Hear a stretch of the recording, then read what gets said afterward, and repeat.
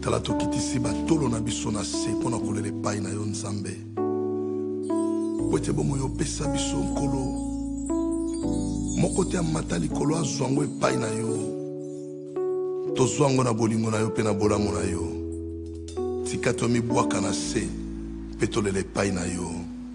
Alléluia. Bolamu na yo yango tozotatola nkolo Yesu yozali nzambe n'est pas sans risque.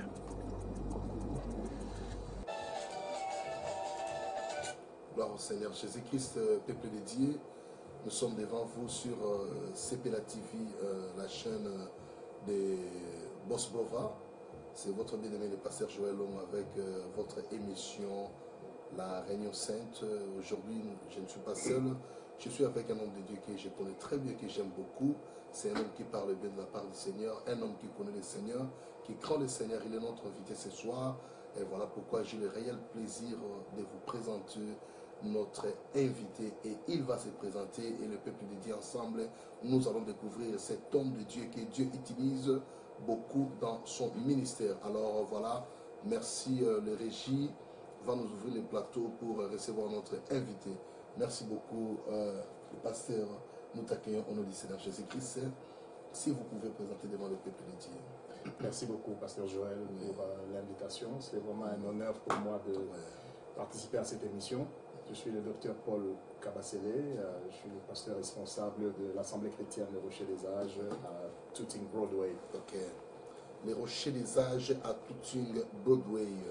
Le docteur Paul Kabasele, vous pouvez nous donner l'adresse de l'église pour savoir, par exemple, les gens ont besoin de vous contacter ou venir là où vous êtes pasteur, là où vous œuvrez, l'adresse de l'église et ainsi de suite pour le peuple de Dieu, s'il vous plaît.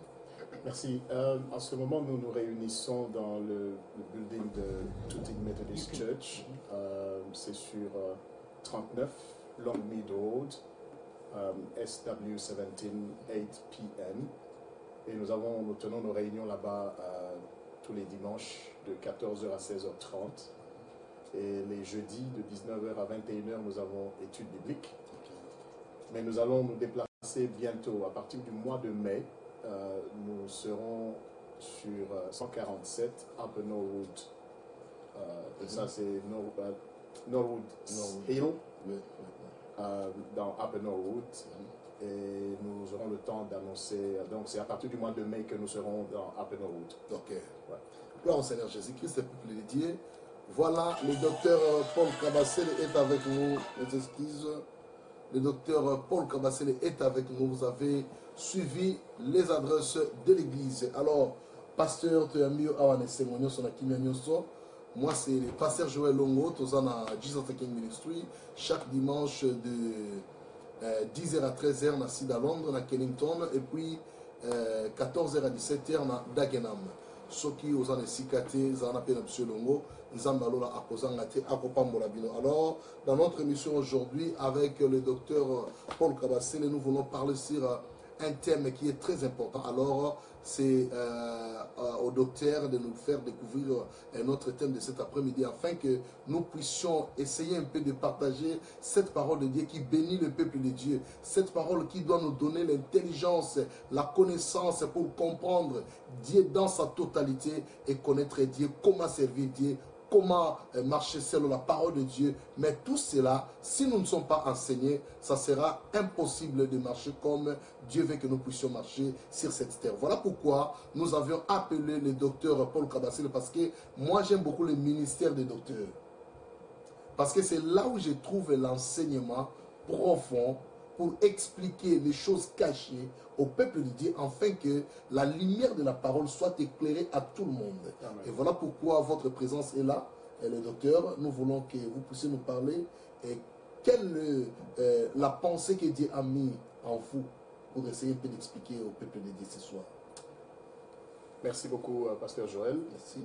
Je crois que lorsque j'ai reçu l'invitation, je me demandais de quoi je vais parler. Et j'ai tout de suite eu à cœur de pouvoir partager cette parole simple, mais négligée par plusieurs, dans 2 Timothée 3, 16. Tout le monde connaît ce verset, tout le monde le récite, mais nous allons essayer de le décortiquer pour comprendre ce qu'est la pensée de Dieu et pourquoi cette parole nous est adressée. Voilà. Tout le monde sait et peut réciter par cœur 2 Timothée 3,16. Toute écriture est inspirée de Dieu et utile pour enseigner, pour corriger, pour reprendre l'homme de Dieu, afin que tout homme soit accompli pour toute œuvre utile. On a différentes versions qu'on peut lire et je voudrais qu'ensemble nous puissions décortiquer cette parole. Parce que tout ce que Dieu fait, il le fait pour un but. Et lorsqu'il nous donne sa parole, il nous la donne pour un but. Lorsqu'il a créé l'homme, il l'a créé pour un but. Et lorsque Dieu se révèle à nous et qu'il nous sauve du péché, il nous sauve pour un but. Et là, nous allons essayer de comprendre pourquoi est-ce que Dieu nous donne sa parole.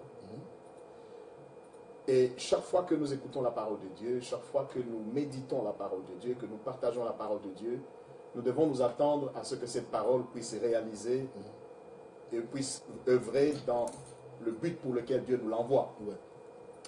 Alors, moi j'ai la Bible en anglais, dans la version amplifiée, que j'aime beaucoup. Et vous pourrez lire en français. Et je veux exhorter tous nos bien-aimés qui nous suivent en ce moment de prendre leur Bible pour qu'ensemble, nous puissions développer ce verset. Merci beaucoup. Nous allons lire le livre de 2 Timothée chapitre 3, verset 16. La Bible nous dit ceci. Toute écriture est inspirée de Dieu, est utile pour enseigner, pour convaincre, pour corriger, pour instruire dans la justice. 17. Afin que l'homme de Dieu soit accompli et propre à toute bonne œuvre. Amen. Alors je vais lire la version anglaise amplifiée qui dit Every scripture is God-breathed, or given by his inspiration, and profitable for instruction, for reproof, and conviction of sin, for correction of error, and discipline in obedience, and for training in righteousness, in holy living, in conformity to God's will, in thought, purpose, and action, so that the man of God may be complete and proficient, well fitted, and thoroughly equipped for every good work. Maintenant, je voudrais que nous comprenions dans quel contexte est-ce que cette parole a été donnée. Quand vous remontez au début du chapitre, on nous parle de dans les derniers jours. Voici, les hommes seront ceci, les hommes seront cela, les hommes seront ceci. Qu'il y aura la corruption et que les gens se détourneront du mal et le mal va aller en grandissant. Et pour résoudre ou pour répondre à cette problématique, Dieu donne sa parole. Pourquoi il donne sa parole? La réponse de pourquoi il donne sa parole, c'est le dernier verset, pour équiper l'homme de Dieu, pour que celui-ci soit capable de faire face à cette situation de crise. Comment alors cette parole va équiper l'homme de Dieu pour qu'il soit capable de faire face à cette situation de crise? Cette parole nous amène la correction. Donc, lorsqu'on reçoit la parole de Dieu, il faut que l'on soit prêt, disposé à être corrigé. On doit avoir un esprit disposé pour que la parole de Dieu corrige nos erreurs.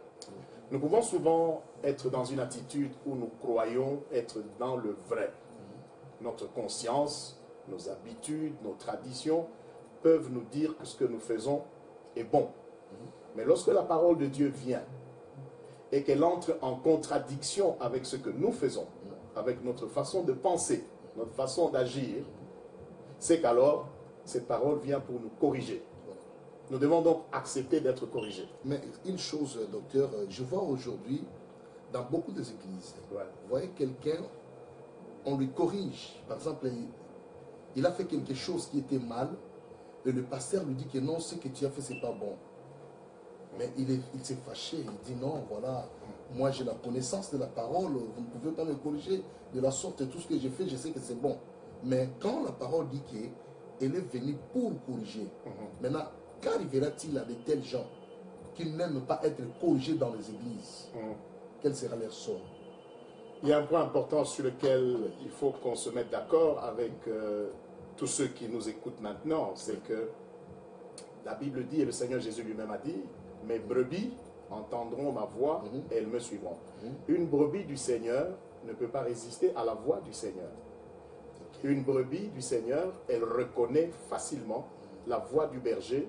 Et si le berger dit, tu es dans une mauvaise direction, il faut que tu changes, la brebis va se soumettre à la voix du berger.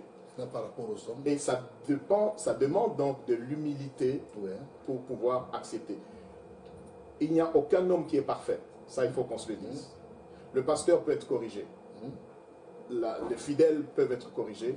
Et tous, en tant qu'enfants de Dieu, nous devons avoir un esprit préparé à recevoir la correction lorsque la Bible nous dit que les choses doivent se faire de cette manière. Ça, c'est déjà, ce sont des bonnes qualités d'un enfant de Dieu. Absolument. Ça, ce sont les attributs d'un enfant de Dieu. Il est corrigeable. Je peux utiliser le terme. Il est corrigeable. Il est corrigeable. Voilà. Celui qui n'est pas corrigeable, on va douter de son identité ou du fait qu'il soit enfant de Dieu. Maintenant, il y a les verbes d'action qu'on retrouve là-dedans. J'ai commencé par corriger. Il y a enseigner. Voilà. Toute écriture est utile pour enseigner. Maintenant, on va revenir sur c'est quoi l'enseignement. Nous avons parlé de la correction. La correction, c'est le fait d'être repris pour être aligné sur le vrai. C'est ça la correction. On ne peut pas corriger quelque chose qui est vrai. Ce qui est vrai reste vrai. Et la parole de Dieu est vraie. Elle vient pour nous corriger et nous aligner sur ce que la pensée de Dieu. Maintenant, l'enseignement. L'enseignement, c'est le fait d'acquérir une connaissance. Lorsqu'on n'apprend rien, c'est qu'on n'est pas enseigné. Ceux qui sont enseignés, ils apprennent quelque chose. Et la parole de Dieu vient pour nous enseigner. Elle vient nous enseigner quoi? Elle vient nous enseigner sur la nature de Dieu lui-même. Elle vient nous enseigner sur la création. Elle vient nous enseigner sur l'homme lui-même. Parce que personne ne connaît l'homme si ce n'est Dieu qui l'a créé. On peut dire, personne ne peut connaître un engin ou un moteur s'il n'a pas été enseigné. Ou seul le concepteur peut vous dire tous les secrets de la machine qu'il a créée. Dieu qui est le créateur de l'univers, Dieu qui est le créateur de l'homme, il connaît l'homme mieux que l'homme lui-même. Donc, la parole de Dieu vient pour nous enseigner. Elle vient nous révéler ce qu'est Dieu. Elle vient nous révéler ce qu'est la pensée de Dieu, ce qu'est la nature, l'univers. Elle vient nous enseigner sur l'homme lui-même. Donc, on doit, chaque jour que l'on grandit et qu'on évolue dans la connaissance, dans la marche avec Dieu, et qu'on s'expose à la parole de Dieu, on doit accéder à un degré beaucoup plus grand de connaissance. Voilà. J'ai dit, plus on marche avec Dieu, plus on connaît Dieu. Docteur, je suis vraiment touché parce que vous êtes tellement profond. Et je voudrais que nous puissions essayer un peu d'allégir les tâches des enfants de Dieu pour qu'ils puissent bien comprendre ce que nous voulons parler.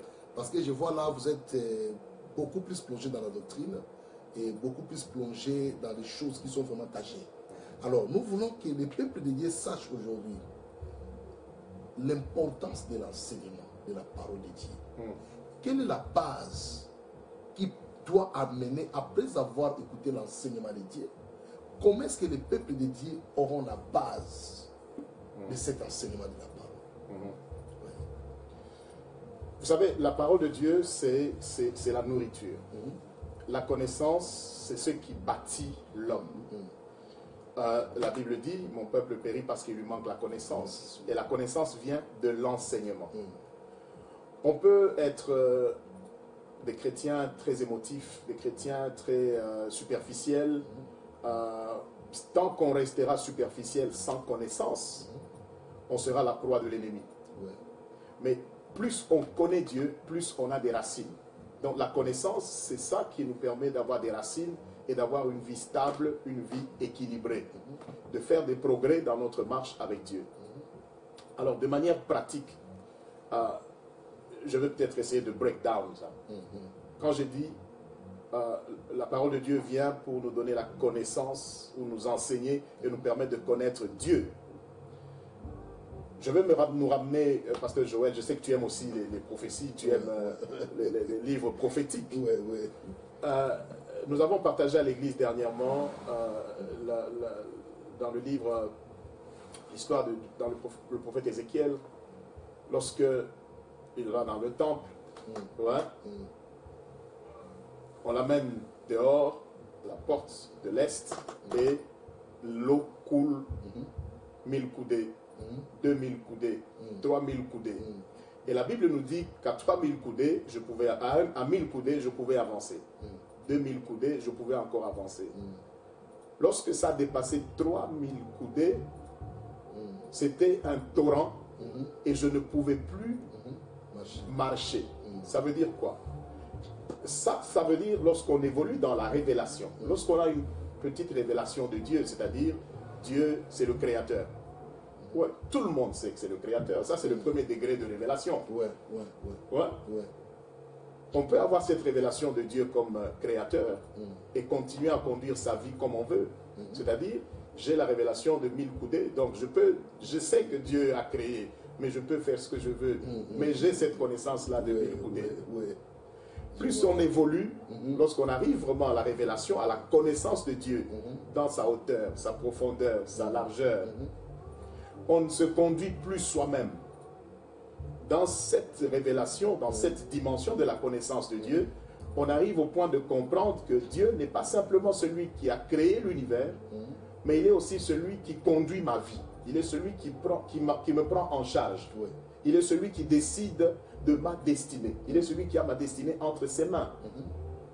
Donc, quelqu'un qui arrive à cette dimension-là de révélation, il se laisse guider par Dieu, il se laisse amener par Dieu là où il veut, parce que quand les torrents coulent, il t'amène où tu veux. C'est pas toi qui décides d'aller où tu veux, mais c'est le torrent qui t'amène là où il veut. Donc, toute écriture est utile pour nous donner cette connaissance-là. Aujourd'hui, beaucoup d'enfants de Dieu passent du temps à chercher à connaître le diable, les démons, etc. Mais ils ont une petite connaissance de Dieu. Et le fait d'avoir une petite connaissance de Dieu, une petite révélation de Dieu, ça fait que leur Dieu est petit, mais leur diable est grand. Tu comprends? Ça, c'est l'inverse. Ça devrait être l'inverse. Leur Dieu est petit, mais leur Dieu est petit, mais le diable est grand. Infiniment grand. Parce qu'il est omniprésent. On lui donne les attributs de Dieu. Celui qui a la connaissance de Dieu et qui accède à cette révélation, il comprend que c'est Dieu qui est omniprésent. Le diable n'est pas omniprésent. Il sait que c'est Dieu qui est omnipotent. Le diable n'est pas omnipotent. Mais sur le plan des enseignements aujourd'hui, dans les églises de Dieu aujourd'hui, ce qui est fréquent, je vois beaucoup plus la prédication au lieu de l'enseignement. Maintenant, entre la prédication et l'enseignement, il y a une différence qui est cachée. Ou bien c'est la prédication qui doit être à la mode tous les jours, ou bien c'est l'enseignement, parce que c'est la base. Ouais. D'après vous, docteur. Ouais, la nuance que je pourrais faire entre une prédication et un enseignement, c'est que une prédication, c'est une proclamation, une déclaration d'un thème particulier à un moment particulier, sans suivi. Alors qu'un enseignement se développe. C'est un thème, on bâtit une pierre sur une autre pierre, etc. Et ça monte. Alors qu'un enseignement, c'est paf, un thème, un sujet particulier qu'on développe, et puis ça s'arrête là. Alors, le fait que les gens ne sont pas exposés aux enseignements sur les principes fondamentaux de la vie chrétienne, fait que ces gens sont exposés aux prédications, c'est bien, ça soutient leur foi, mais c'est juste comme des béquilles qu'on leur donne. C'est comme des béquilles qu'on leur donne. C'est juste pour les soutenir pour un moment. Ouais. Mais dans le fond, ils n'ont pas une foi stable, une foi solide, parce que au lieu de bâtir des murailles de leur foi, on leur donne juste des flashs, comme des calmants, juste pour un petit moment, et puis après, ils retombent, et puis ils ont besoin de former leur homme intérieur. Donc les gens ont besoin d'être enseignés. Prêcher, c'est bon, mais enseigner, je crois qu'il y a une crise aujourd'hui. Il y a une carence aujourd'hui en enseignement. Et là, les gens devraient justement comprendre que toute écriture est utile pour enseigner. Maintenant, il y a un problème aussi. L'enseignement est rare parce qu'il n'y a pas d'enseignant. On peut voir aujourd'hui quelqu'un qui s'élève, un homme de Dieu, je ne cite pas soit pasteur, prophète et ainsi de suite, mais un homme de Dieu qui s'élève pour enseigner. Il n'arrive pas à enseigner, mais vous comprenez que cet enseignement n'est pas l'enseignement, c'est la prédication. Maintenant, au lieu d'appeler soit quelqu'un qui est capable d'enseigner, comme vous, le docteur Paul Kabassine, vous êtes là, pour vous appeler que non, venez dans notre église, venez nous enseigner, parce que nous avons besoin, par exemple, de connaître le mystère de Dieu. Venez nous enseigner sur le mystère de Dieu, parce que votre ministère, c'est basé à l'enseignement. Alors, au lieu de faire ça, mais les gens ne le font pas. Les serviteurs ne le font pas. Qu'est-ce que nous pouvons dire? Ou soit conseiller aussi d'autres hommes de Dieu qui ont des difficultés d'enseigner, mais ils sont propres à la prédication. Quand ils prêchent, vous sentez qu'il y a la prédication. Mais pour l'enseignement, il y a un peu de difficulté. Maintenant, quel conseil nous pouvons porter aux serviteurs pour essayer un peu d'inviter les enseignants dans leurs églises pour faire asseoir les enfants de Dieu dans les enseignements? Oui, la première chose ici, c'est d'abord de reconnaître que nous avons tous reçu chacun un don particulier. Nous sommes différents. Mais il n'y a personne qui est supérieur à l'autre. Nous sommes tous différents. Mais nous devons comprendre que dans cette différence, nous devons tous travailler dans l'unité pour un but, c'est-à-dire l'édification du corps de Christ, l'édification des saints.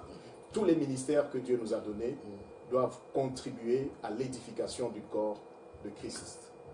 Maintenant, dans le fait de ne pas reconnaître ses limites, c'est une faiblesse. Le fait de ne pas reconnaître ses limites, c'est une faiblesse. Et lorsque je lis dans ma version ici, il y a un terme qui est utilisé très bien ici,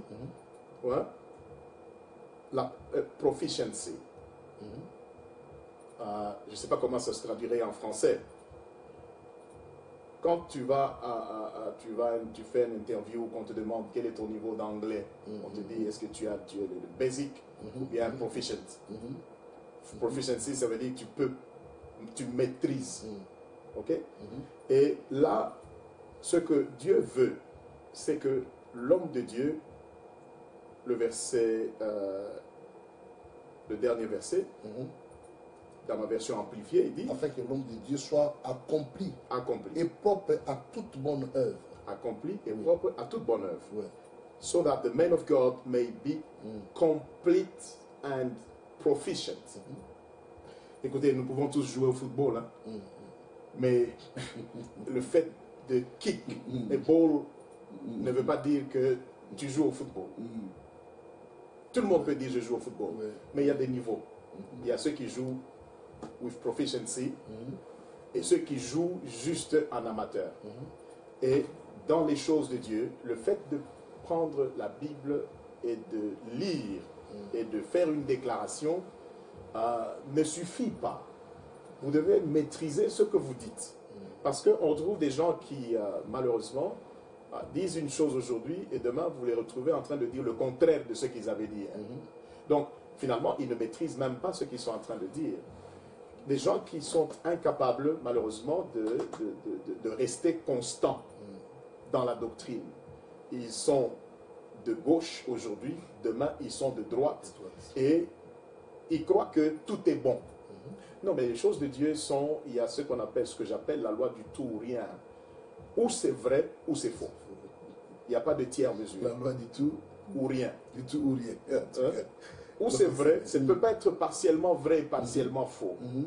Ou c'est absolument vrai, ou c'est faux. Lorsque vous faites le mélange, ça devient faux. C'est pour ça que Dieu dit à Josué que ce livre de la loi ne s'éloigne pas de toi.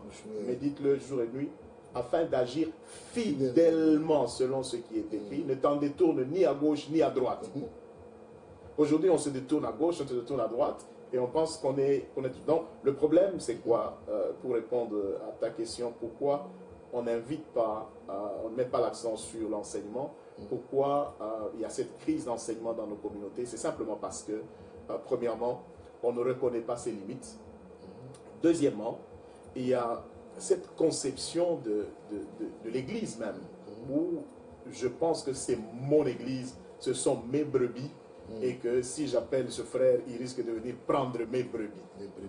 Oh, ce sont les brebis du Ce sont les brebis du Seigneur. Seigneur. Ce sont les brebis du Seigneur. Alors, passons un peu pour convaincre. Maintenant, comment convaincre quelqu'un dans la parole de Dieu? Par exemple, quelqu'un qui n'est pas un chrétien, pour ne pas citer les religions, il n'est pas un chrétien, mais il faut aller les convaincre, parce que la Bible nous dit que cette parole aussi est utile pour convaincre. Alors, comment il faut convaincre le cœur des gens? La seule façon de convaincre, je vais peut-être marrer les gens, la seule façon de convaincre, c'est de convaincre. C'est de convaincre, voilà. Alors, vous ne pouvez pas convaincre si vous-même, vous n'êtes pas convaincu. Voilà. La seule façon pour vous de convaincre quelqu'un, c'est d'être d'abord vous-même être convaincu. Alors, j'aime mon mentor, le docteur Sonny Mukwege, qui dit souvent, et je reprends toujours cette citation de sa part, il dit, si les chrétiens ne sont pas convaincus de leur salut, alors ils ne seront pas convaincus de la perdition des perdus. Alors, si vous n'êtes pas convaincu que les perdus sont perdus, alors votre prédication ne sera pas convaincante. Vous serez le genre de serviteur qui dit, vous pouvez simplement prier, et puis bon, c'est l'essentiel. C'est l'essentiel. Non, le problème, c'est pas de prier, le problème, c'est d'être sauvé. D'être sauvé, oui. Et il faut montrer le chemin du salut. Il n'y en a pas deux. Le seul chemin du salut, c'est Christ et Jésus. Et il faut le dire avec boldness, être convaincu soi-même qu'on est dans le vrai. Je posais un jour une question à l'église. Je dis, imaginez qu'on est là en pleine réunion et qu'un ange apparaît. Un ange descend du ciel. Ce n'est pas une vision réelle. Un ange apparaît. Et l'ange vous dit, et il nous dit tous, que vous êtes dans l'erreur. Vous tous qui suivez Jésus-Christ, vous êtes dans l'erreur. Quelle sera votre réaction? Voilà. Alors, vous avez des gens qui commencent à tâtonner pour répondre, pour dire, bon, voici, je vais demander l'ange d'où il vient, et je vais regretter, et je vais, etc. Mais ceux qui ont la conviction, ils disent, c'est impossible. Cet ange-là, je le réprime. Je le chasse au nom de Jésus. Au nom de Jésus. Même Paul avait dit ça. Tout à fait. Ouais. Voilà l'exemple de Paul qui clairement dit, même si un ange venait et qu'il venait avec un autre message que celui-ci, qu'il soit maudit. Alors aujourd'hui, nous tâtonnons parfois. Les gens tâtonnent parfois. Ils ne savent pas annoncer le message du salut avec conviction. Donc, comment annoncer ce message avec conviction? D'abord, c'est votre attitude vous-même, la manière dont vous proclamez ce message. Deuxièmement, donnez les bases scripturaires, parce que ça ne vient pas de vous. Donnez les éléments de la parole qui soutiennent votre déclaration. Et il faut connaître ces messages, il faut connaître ces paroles, ces piliers, comme je les appelle, qui vous permettent de tenir ferme et de déclarer ce que vous déclarez avec conviction, sans douter. Personne ne peut me dire le contraire de ce que je crois. Donc, être convaincu qu'on est sauvé et être convaincu que ceux qui n'ont pas Jésus-Christ sont perdus. Bon, il n'y a pas de tiers de milieu. Et souvent, on dit, bon, est-ce que vous pensez que tous ces milliers qui n'ont pas Jésus vont être perdus? Ce n'est pas un problème de milliers. C'est un problème de chemin. Accepter Jésus. Accepter Jésus comme Seigneur et Sauveur. That's it. En dehors de Jésus, il n'y a pas la vie. En dehors de Jésus-Christ. Même s'il y a des milliers de millions. Sans Jésus-Christ, il n'y a pas la vie. La Bible le dit clairement, celui qui a le Fils a la vie. Celui qui n'a pas le Fils n'a pas la vie.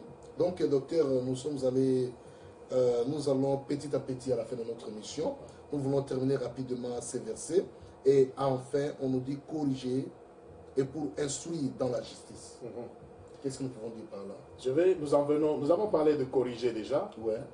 Nous avions commencé par corriger. Oui. Tout enfant de Dieu doit être disposé à la correction. Nous avons parlé de l'enseignement. Ouais. L'enseignement nous donne une nouvelle connaissance. Lorsque vous écoutez quelque chose, mais que ça n'ajoute rien à votre connaissance, parce que vous n'avez pas été enseigné. Yes. Ouais. Mais lorsque chaque jour vous découvrez quelque chose de nouveau, c'est ça qu'on appelle enseignement. Ouais. Donc, nous avons tous commencé par 1 plus 1. Aujourd'hui, je peux m'asseoir là, quelqu'un passe devant, il écrit 1 plus 1 égale 2. Il ne m'a pas enseigné parce que je connaissais déjà ça. Mais s'il m'amène dans des équations compliquées, qui ajoutent un plus à ce que j'avais avant, à ce moment-là, je dis, oui, j'ai été enseigné. Ouais. Maintenant, instruire. L'instruction, c'est quoi? L'instruction, c'est, je pourrais illustrer cela en disant, c'est le mode d'emploi. Quand vous achetez un nouvel appareil, vous avez un manuel d'instruction. Il vous dit comment vous allez démarrer l'appareil, comment vous allez manipuler l'appareil, comment, etc., etc. Et l'instruction, c'est ce qui vient nous montrer, nous dire comment mener notre vie chrétienne, justement. C'est l'instruction qui nous dit comment un mari doit vivre avec sa femme. C'est l'instruction qui nous apprend comment un père doit gérer ses enfants. C'est l'instruction qui nous dit comment un pasteur doit gérer l'église. Ça, c'est l'instruction. Un peu comme on dit le manuel. Et il y a des directives là-dedans. Pourquoi c'est important de comprendre et de se laisser instruire? On peut avoir la connaissance, mais on n'a pas le mode opératoire. Je sais que quand j'entre, je démarre, ça tourne. Mais si je n'ai pas le mode opératoire, je ne sais pas que quand ce feu s'allume rouge sur le tableau, voici ce que je dois faire, eh bien je vais bousiller ma voiture. Mais lorsque j'ai l'instruction, je sais que je sais démarrer. Mais lorsque un signal apparaît sur mon tableau de bord, conformément à l'instruction que j'ai reçue du manuel, je sais comment il faut agir, comment il faut réagir. Donc, dans la vie chrétienne, en tant qu'enfant de Dieu, nous devons aussi savoir que nous avons besoin d'instruction. Nous avons besoin d'instruction. Comment faire? Et par rapport à l'instruction, Paul dit, nous connaissons en partie, nous prophétisons en partie. Il ne faut jamais avoir honte de se référer parfois à des collègues pour dire, mon frère, j'ai un problème. Toi, tu as vécu ça. Comment tu as débloqué cette situation? Comment est-ce que tu as fait pour résoudre ce problème? C'est là qu'intervient l'instruction. Donc, toute écriture est utile pour instruire. Et enfin, donc, afin que l'homme de Dieu soit complètement accompli oui, et propre à toute bonne œuvre. Et là, on rentre dans le dessein justement de la création, le dessein, pourquoi Dieu nous a appelés. C'est pour que nous soyons utiles à quelque chose. Éphésiens 2:10 nous dit, nous sommes de nouvelles créations en Jésus-Christ, créées pour des bonnes œuvres afin que nous puissions les accomplir. Nous ne savons pas pourquoi. Beaucoup de gens ne savent pas pourquoi ils ont été créés. Et là, je dis, ce qui est important pour les chrétiens, c'est d'être et non pas d'avoir. Je le disais souvent l'autre fois à l'église, je dis, ce qui est important pour Dieu, c'est le verbe être, pas le verbe avoir. Aujourd'hui, beaucoup de gens se battent pour avoir, mais ils ne se demandent pas qu'est-ce qu'ils sont. Tu peux avoir, mais si tu n'es pas ce que tu dois être, alors tu es en difficulté. Vraiment, ça c'est la parole de l'homme de Dieu, le docteur Kabasele. Nous sommes arrivés à la fin. Ok, nous allons prendre un petit break et nous allons revenir tout de suite après cet élément. Merci beaucoup. Nami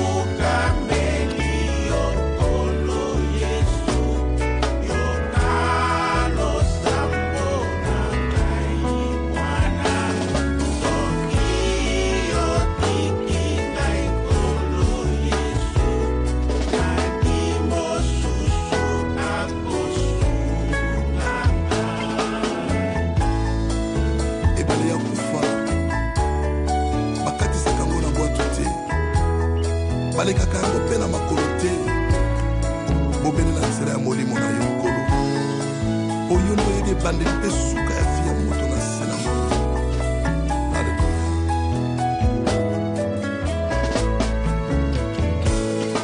Mokili oyo etondi mabe kolotambwisa ngai na ngolu na yo nazala seko pembeni na yo na mo.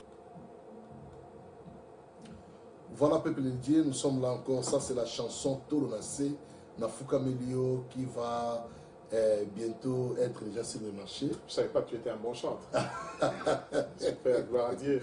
Gloire au Seigneur, même la guitare aussi. Ah, mais super. Ouais, c'est ça. Dieu m'a fait cette grâce. Donc voilà, Ouais. j'ai mis cette œuvre en action. Gloire au Seigneur. Bientôt, l'album sera là, avec 6 titres. Gloire au Seigneur Jésus. Voilà, nous continuons avec le docteur Paul Kabasele. C'est lui qui nous parle de Timothée 3,16. Vraiment, nous sommes bénis par la présence de cet homme de Dieu qui parle bien, qui enseigne très bien. Et déjà, nous avons reçu le message de bien-aimé John Mandungu à partir de Irlande. Il dit, docteur Paul Kabasele, excellent enseignant, God bless. Merci beaucoup, John. Que Dieu te bénisse aussi. Voilà. Donc, toi et toute ta famille. Que Dieu te bénisse. Merci. Gloire au Seigneur Jésus. Docteur Kabasele, nous vous écoutons. Comme je disais en introduisant que le 2 Timothée 3,16 a été donné dans un contexte. Et si nous restons dans ce contexte et nous regardons la vie de l'Église aujourd'hui, nous regardons la situation de nos communautés, nous devons comprendre que la mission de l'Église, la mission des chrétiens, la mission des serviteurs, c'est d'être et de donner une réponse à la communauté, de donner une réponse à la nation. Comment est-ce que nous allons donner la réponse? C'est en nous équipant, c'est en devenant proficient, et c'est en acquérant la connaissance, en acceptant la correction, pour que finalement, lorsque nous sommes largués dans la communauté, que nous puissions avoir de l'impact. N'oublions pas que nous sommes le sel de la terre et la lumière du monde. Et la Bible dit, si le sel perd sa saveur, à quoi cela sert-il encore? Sinon qu'à être jeté et foulé aux pieds. Aujourd'hui, beaucoup de gens se plaignent pour dire, voici, les païens ne respectent pas les chrétiens, les païens ne respectent pas l'Église, et tout ça. Mais si nous ne rentrons pas dans ce mindset, nous n'ajustons pas et nous n'acceptons pas la correction pour que finalement nous puissions jouer le rôle que Dieu attend de nous que nous puissions jouer, c'est-à-dire créer pour des bonnes œuvres afin que nous puissions les pratiquer, eh bien, nous serons toujours des bons à rien. Prier, c'est bien, mais les œuvres, ce sont des œuvres qui vont créer l'impact. Nous devons prier et agir. L'interpellation que je vais lancer aujourd'hui, c'est par rapport à ce message justement, c'est qu'il faut que nous soyons corrigés. La correction que l'on doit apporter aujourd'hui, entre autres, c'est quoi? Dieu ne nous demande pas simplement de prier, mais il nous demande aussi d'agir. Et c'est en agissant et en priant que l'on va créer l'impact. Tu vois? L'histoire de la vie chrétienne, l'histoire de la Bible nous montre que chaque fois que les hommes ont prié et ont agi, Dieu s'est glorifié. Aujourd'hui, l'Église se renferme plus et prie encore plus, mais n'agit pas. Agir, pas dans le sens de dire, bon, voici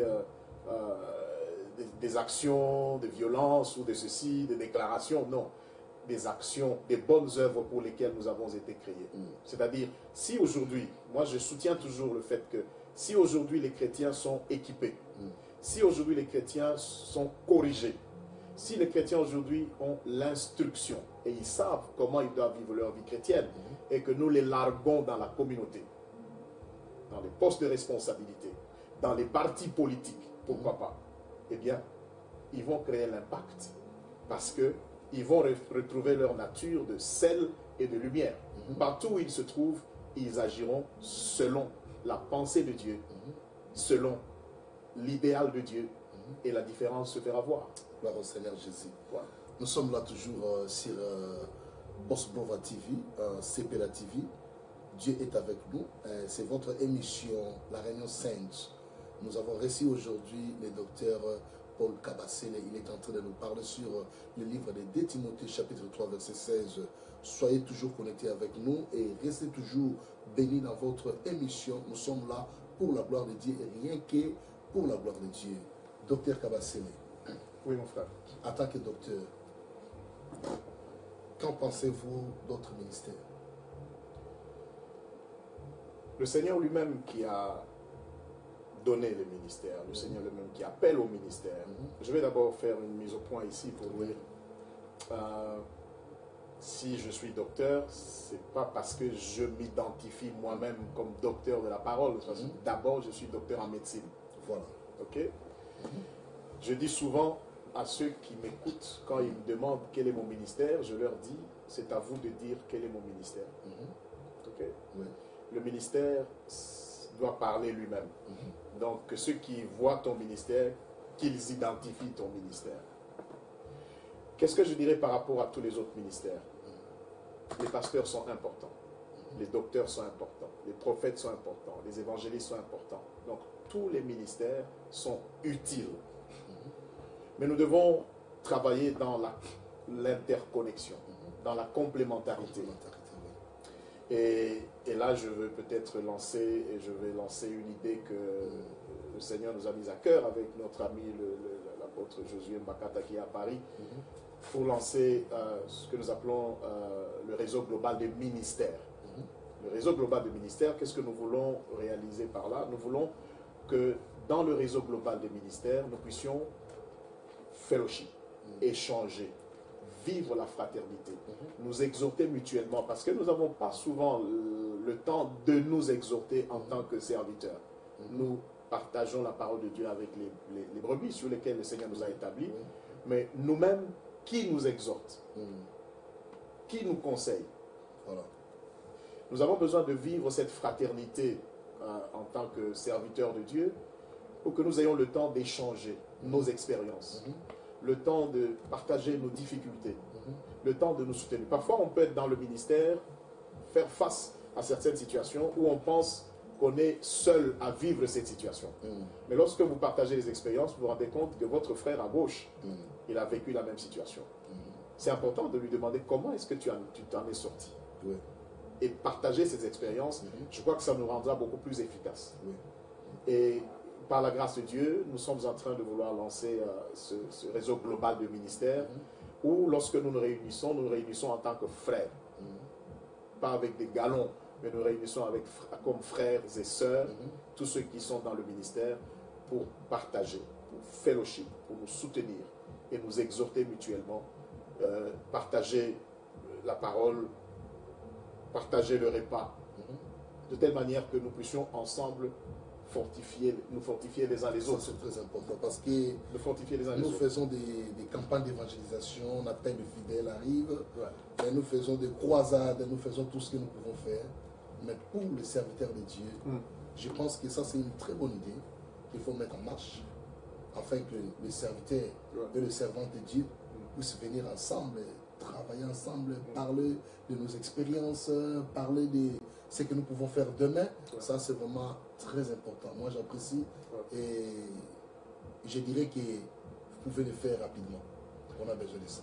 Merci, très rapidement, et je pense que je vais en profiter peut-être pour, avec l'aide de nos amis boss, on va lancer l'information pour que nous puissions nous retrouver de manière peut-être informelle d'abord, et puis pourquoi pas nous préparer pour avoir un premier dîner entre nous, pasteurs, pour que nous puissions...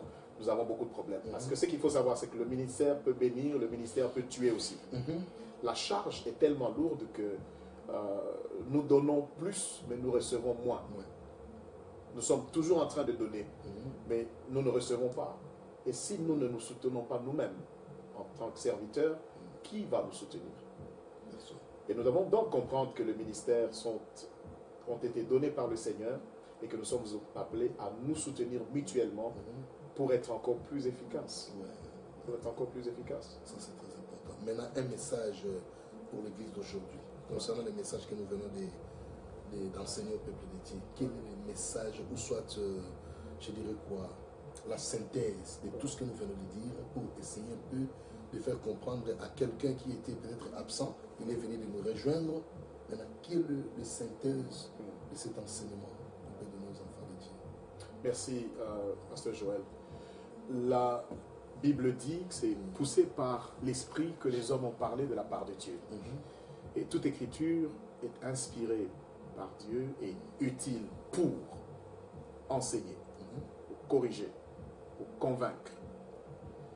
Et pourquoi est-ce qu'on a besoin d'être enseigné? Pourquoi est-ce qu'on a besoin d'être corrigé? Pourquoi est-ce qu'on a besoin de la conviction?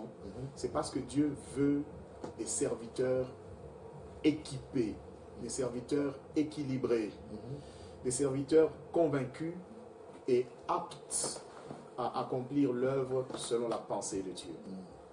Et que ce soit du pasteur, de l'évangéliste, de tous ceux qui sont dans le ministère, jusqu'aux fidèles dans l'Église, nous devons avoir ce qu'on appelle en anglais a teachable mind. Nous devons avoir un esprit préparé à recevoir des nouveautés. Un esprit préparé à la correction. Et que l'on se dise, lorsqu'on entend un enseignement, on se dise, oh, mais moi je croyais que c'était ça. Donc c'est comme ça, alors je shift et je m'aligne sur ce qui est vrai. Nous avons besoin de nous soutenir mutuellement en tant que serviteurs et servantes de Dieu pour que chaque ministère puisse être exercé dans le corps de Christ. Que les enseignants puissent enseigner comme ils sont appelés à enseigner, que les pasteurs puissent paître comme Dieu veut qu'ils puissent paître, non pas comme ce que eux pensent que c'est comme ça qu'ils doivent le faire, et que la parole de Dieu soit dispensée droitement et n'a pas besoin d'être diluée. Souvent, on a tendance à penser que la parole de Dieu doit être taillée sur mesure parce qu'il y a des gens qui peut-être ne vont pas accepter une parole dispensée de cette manière-là sans la falsifier. Et il y a des églises où les gens se disent voici, il ne faut pas parler de cet aspect des choses parce que les gens risquent de fuir.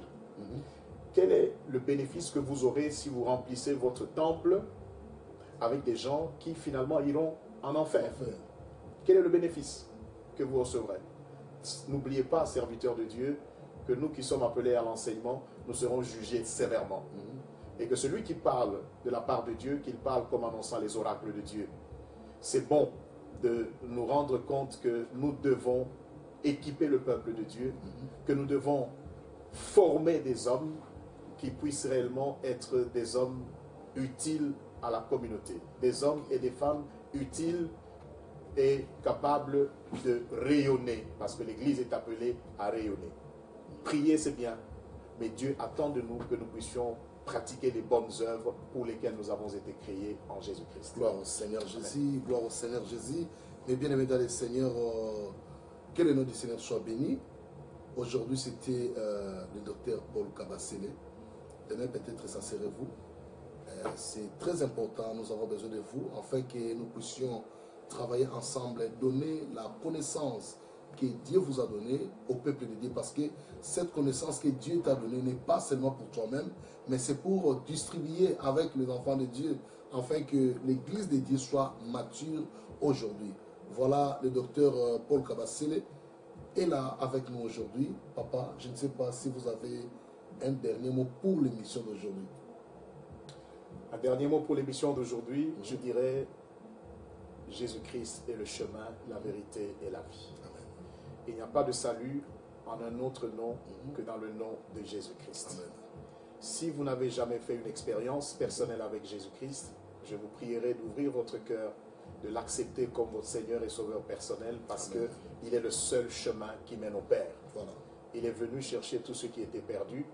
Et nous avons une responsabilité, c'est d'élever le nom de Jésus-Christ, et non pas le nom d'un homme. Élever le nom de Jésus-Christ et le présenter à tous ceux qui nous écoutent ce soir.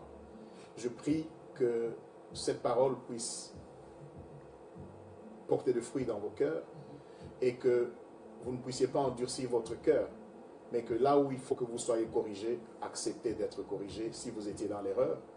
Et là où vous aviez une impression que vous connaissiez, mais que vous puissiez évoluer dans la connaissance de Dieu. Et surtout, sachez que Dieu attend de vous que vous puissiez avoir de l'impact là où vous êtes par les bonnes œuvres pour lesquelles vous avez été créés. Que Dieu vous bénisse et certainement à une prochaine occasion. Merci beaucoup. Que Dieu vous bénisse certainement à une prochaine occasion. C'était votre bien-aimé, le pasteur Joël Longo, Jesus the King Ministry. Nous sommes ici pour la gloire de Dieu chaque samedi de 18h à 19h. Suivez-nous sur 121 CPLA TV Box. Nous sommes là et sur le website de Boss Blova, vous allez encore nous suivre. Et pour nous-mêmes JKM, nous sommes encore là sur CPLA TV Box Channel 114. C'est là où nous travaillons, JKM Change TV. Nous avons aussi la radio sur 134, si je marche bien. 134, la radio est là. Vous pouvez aussi nous suivre par là. Et si vous voulez aussi la prière, nous avons la prière des conférences tous les jours, 6h à 7h et 22h à 23h. Et très bientôt, ça sera de 21h à 22h. On va changer l'heure du soir pour la gloire du Seigneur. Que le Seigneur vous bénisse. C'était là votre bien-aimé, le pasteur Joël Longo, dans une émission, La Réunion Sainte, une émission qui édifie le peuple de Dieu, une émission qui reçoit les serviteurs de Dieu, c'est-à-dire le ministre de Dieu, les chantres de l'Éternel, tout consort. Nous voulons que cette connaissance que Dieu nous a donnée, nous devons aussi les partager aux autres. Que le Seigneur vous bénisse. On était avec le docteur Paul Kabassele aujourd'hui, que je salue en disant merci papa, merci beaucoup pour l'acceptation de notre invitation. Merci beaucoup pasteur. C'est la première fois, mais ce n'est pas la dernière fois. C'était un plaisir et tout temps, si le Seigneur le permet, on reviendra. Merci beaucoup. Alors, bye bye. Merci.